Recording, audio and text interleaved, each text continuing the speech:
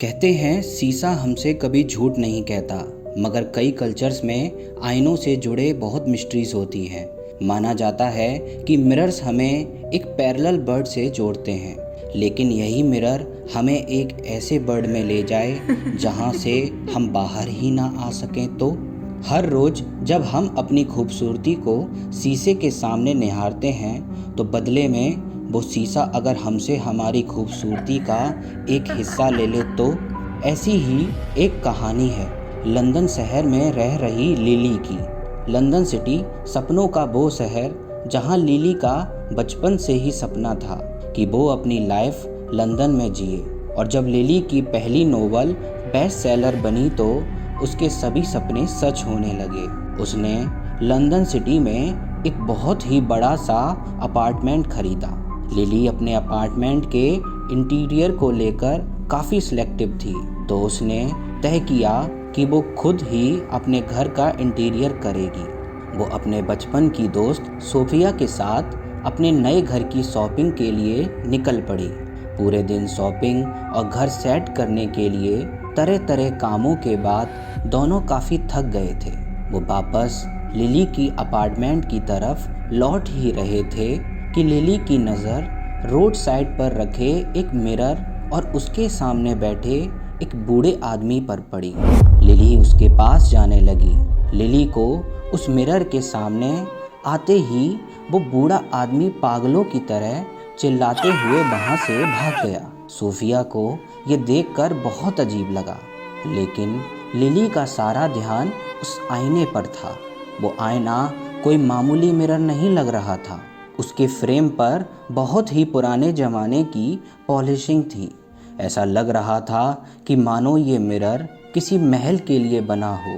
Lily उस mirror के बिल्कुल करीब आकर बस खुद को निहारने लगी।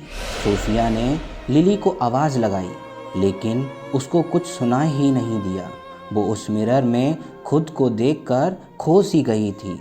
सोफिया लिली को हिलाकर उसे होश में लाई।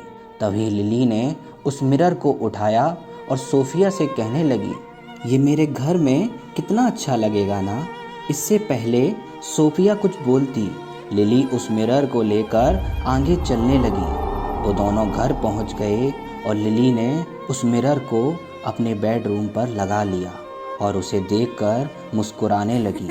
लिली की खुशी देखकर ऐसा लग रहा था मानो उसे वो चीज़ मिल गई हो जिसने उसके घर को पूरा कर दिया हो। अगली सुबह लिली नहाकर अपने बेडरूम में आई और उसकी नज़र उस मिरर में दिख रही अपनी रिफ्लेक्शन पर पड़ी। लिली फिर से अपनी रिफ्लेक्शन में खो गई। वो बस चेहरे पर एक मुस्कान लिए खुद को निहारती रही।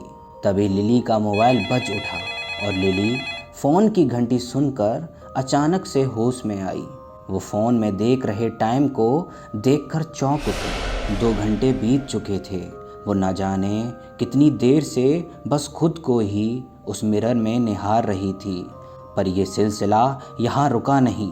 लिली उस मिरर से ऑब्सेस्ड हो गई थी। समय के साथ उसने घर से बाहर निकलना ही बंद कर दिया था और सुबह शाम बस घंटों तक उस मिरर के सामने बैठकर वो खुद को निहारती रहती। एक दिन लिली की फ्रेंड सोफिया ने उसे मॉर्निंग वॉक के लिए इनवाइट किया। सोफिया के बहुत ज़िद करने के बाद लिली मान गई।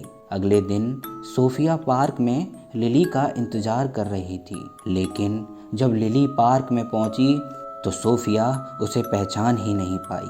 सोफिया को लिली उसकी असली उम्र से लगभग 10 साल बड़ी लग रही थी। उसने जब ये बात लिली को कही तो लिली को कुछ समझ नहीं आया। जब लिली ने परेशान होकर अपने फ़ोन कैमरे में खुद को देखा तो वो चिल्ला उठी। उसके मुंह पर बहुत सारी झुर्रियाँ हो गई थी और उसके बाल सफ़ेद हो गए थे। लिली ये देखकर शौक में चली गई और किसी ज़रूरी काम का बहाना देकर अपने घर को भाग गई। वो अपने घर में घुसते ही अपने बेडरूम की तरफ भागी, जहाँ वो मिरर था। उस मिरर में खुद को देखकर वो फिर से खुश होने लगी, क्योंकि उसमें उसे वही जवान और खूबसूरत लिली दिख रही थी। लेकिन उस दिन उस मिरर को देखते देखते अचानक लिली थोड़ा कमज़ोर फील करने लगी और नींद की बेहोशी में नीचे गिर पड़ी। फिर उसी रात लिली की आंख एक लड़की की चीख से खुली और वो चीख कहीं और से नहीं बल्कि उस मिरर से ही आ रही थी। वो उठकर उस मिरर की तरफ ही जा रही थी कि उसकी कमर में तेज दर्द होने लगा। वो धीरे धीरे उस चीख की आवाज़ तक पहुंची तो उसके होश ही उड़ गए। उस मिरर के अंदर लिली खुद थी और वो ज़ोर ज़ोर से मिरर को अंदर से पीट रही थी जैसे कि वो वहाँ पर कैद हो। लिली ये देखकर बहुत ज़्यादा सहम गई और सोचने लगी कि शायद ये उसका सपना हो और उसने अपनी नज़र बेड की तरफ घुमाई, लेकिन बेड को देखकर वो और घबरा उठी। उसने फिर से अपने आप को ही बेड पर सोते हुए देखा। लिली को कुछ समझ नहीं आ रहा था कि वो कहाँ फंस गई है। वो चीखने की कोशिश कर रही थी पर उसकी आवाज़ ही नहीं निकल रही थी। लिली ने घबराहट में आकर अपनी साइड टेबल पे रखा एक बांस उठाकर उस मिरर पर दे मारा, जिससे वो मिरर टूटकर बिखर गया। लेकिन मिरर के उन टूटे हिस्सों में जब लिली ने फिर से अपने आप को देखा तो उसे वो नहीं बल्कि एक बूढ़ी औरत दिखी। लिली ने डर के मारे खुद को देखने के लिए जल्दी से अपना फ़ोन उठाया पर उसे उनके स्क्रीन्स के अल्फ़ाबेट दिख ही नहीं रहे थे। सब कुछ बहुत धुंधला धुंधला दिख रहा था। लिली को समझ आ गया था कि वो बूढ़ी औरत और कोई नहीं बल्कि शायद वो खुद है। लिली का ध्यान जब उस मिरर पर वापस गया तो वो मिरर अब टूटा हुआ नहीं था बल्कि बिल्कुल पहले जैसा दीवार पर टंगा हुआ था और उसके अंदर जवान लिली रोती हुई खड़ी थी। उस दिन से ठीक 3 दिन बाद जब लिली की कोई खबर नहीं मिली तो सोफिया पुलिस के साथ लिली के अपार्टमेंट में गई, पर लिली और वो मिरर दोनों ही उस अपार्टमेंट से गायब थे।